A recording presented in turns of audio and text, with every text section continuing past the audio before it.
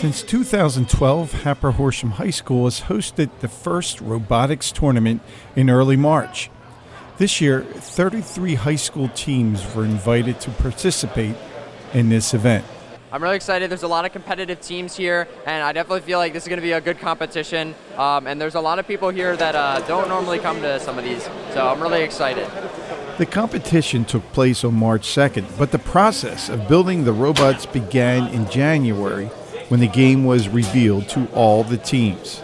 There's like a 150-page rule book. Sit there for a whole day and read all that, digest the rules, and then we jump into the design process.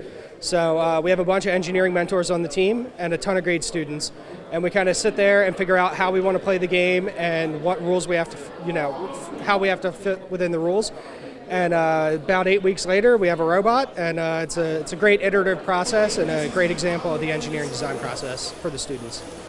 Students design and construct the robot with the sole purpose of performing the necessary tasks to meet the objectives of the game.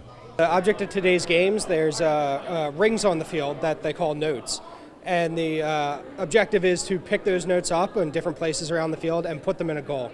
So there's one high goal that's about 6 feet off the ground, and then there's a low goal that's on the side that it's about 3 feet off the ground. And depending on the order that you put them in, it changes the points value. On competition day, communication to the robot is key to a successful outcome. On the field, we use, it's called the FMS system, and when we connect our laptop to the system, we also connect to the radio, which is on its own private Wi-Fi, separate Wi-Fi, and so that when we put in inputs, the radio receives it, and it goes through, I can't open it right out, but it goes through something called the Robo-Rio, which is in charge of all the logic.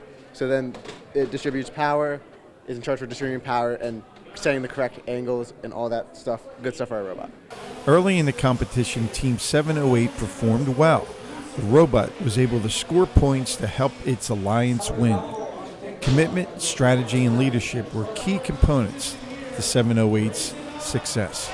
Just 2 weeks ago, we had a whole bunch of parts in our shop that were not ready to go, but now I can look over behind me and there's a finished product with an assembly that we expect to work very well and be very competitive. So it's a very rewarding feeling, getting to put a lot of work into something and then seeing a hopefully successful outcome.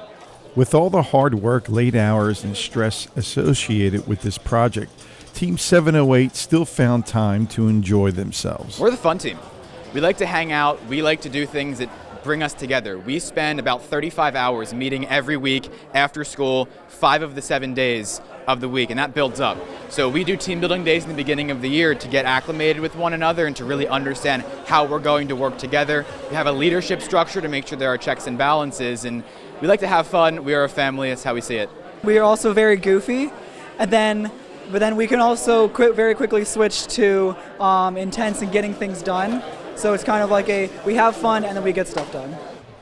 So far this season, Team 708 has been recognized for 3 awards and ranks 32 out of 127 teams in the first Mid-Atlantic District. Congratulations to Team 708 for a great season so far.